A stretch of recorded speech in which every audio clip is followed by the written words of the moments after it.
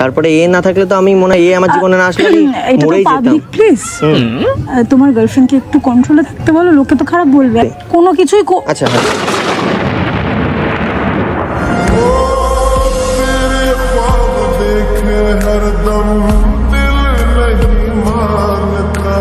So guys, welcome back to my channel. This is Akil আর আমার সাথে আজ রয়েছে দেবাঞ্জনা। আজ একটা ধামাকাদার ভিডিও হতে চলেছে, তোমরা ইন্ট্রো দেখে তো বুঝেই গিয়েছো। হ্যাঁ, মায়াপুর রাধার সাথে ও বিয়ে করে নিয়ে আমার সাথে প্র্যাঙ্ক করেছে আর আমি গার্লফ্রেন্ড বানিয়ে ওর সাথে প্র্যাঙ্ক করছি। যেহেতু আমার গার্লফ্রেন্ড না गजब बेइज्जती है। তবুও আজকের জন্য আমার গার্লফ্রেন্ড।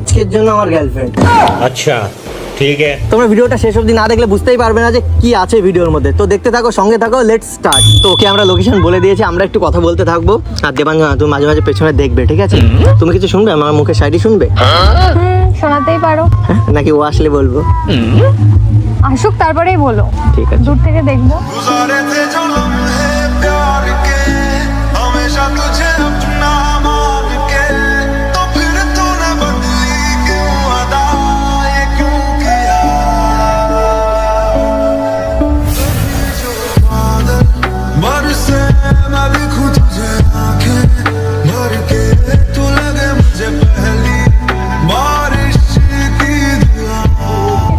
আসছে চলে এসছে। বাবা, কত যুগ পর পেলাম তোমার দর্শন। আমার মন বলছে তোমার সাথে আছে আমার কোনো আকর্ষণ, জানো তো? দুইটি বিন্দু আধানের আকর্ষণ বা বিকর্ষণ বল। আমার জীবনে এত সুন্দর একটা গার্লফ্রেন্ড পাবো ভাবতেই পারিনি। গার্লফ্রেন্ড দরকার ও দুয়ারের সরকার। সিরিয়াসলি আমার চোখে মনে হচ্ছে তুমি সব থেকে সুন্দর। যেহেতু আমি কোনো মেয়ের সাথে কথাবার্তা বলি না, দেখা করি না, ঘুরি না, তুমি আমার প্রথম লাইফে ফার্স্ট গার্ল। একটু প্রাউড ফিল হচ্ছে না তোমার? কিসের প্রাউড ফিল হবে? কি মানে তুমি ভাবো এরকম একটা ছেলে তোমাকে মানে গার্লফ্রেন্ড বানিয়েছে, আর তোমার গার্লফ্রেন্ড মানে তোমার বয়ফ্রেন্ড এত সুন্দর। সুন্দর তুমি কত, এই মন শুধু জানে। প্রাউড ফিলই করছো না, এ তো এরকম করলে হয় নাকি? হ্যাঁ, এরকমটাই তো করতে হয়। আর আজকে এখানে তোমাকে কেন নিয়ে এসেছি জানো? কেন? একটা ফ্রেন্ডের সাথে দেখা করাবো। কে সে? আরে সে হলো আমার একটা ফ্রেন্ড, যার এখন চলছে ভীষণ ট্রেন্ড।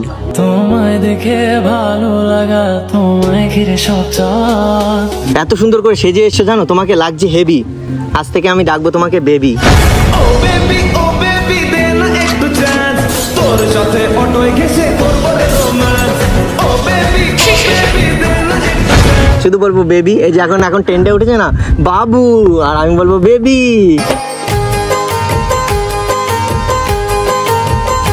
এনি অনেক লোকজন তো, নাহলে একটা চুমু খেয়ে নিতাম। চুমো এঁকেছি সবচেয়ে দামি। কিন্তু আমার একটাই আফসোস জানো তো, ছোটবেলা থেকে আমি তোমাকে পাইনি। এতদিন তুমি মনে হয় তোমাকে রেখেছিলে লুকিয়ে, এর জন্য তুমি দিন দিন গেছো কেমন শুকিয়ে। এই তুমি কিরকম রোগা হয়ে গেছো, একটু মাংস নেই, সব জায়গায় খালি হাড়। আমি শুকিয়ে গেছি? হ্যাঁ, একদম কি শুকিয়ে করবো গেছো। বলো? তোমার ভিটামিনের অভাব। হ্যাঁ ঠিক। আমি দিয়ে দেবো। ভালোবাসায় আছে ভিটামিন, হাই রে ভালোবাসায় পাবি ভিটামিন।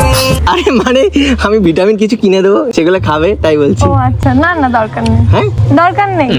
বয়ফ্রেন্ড দেবে না কে দেবে বলো? অন্য রোগাই লোকে দেবে ভালো নাকি? লাগে, রোগাই ভালো লাগে।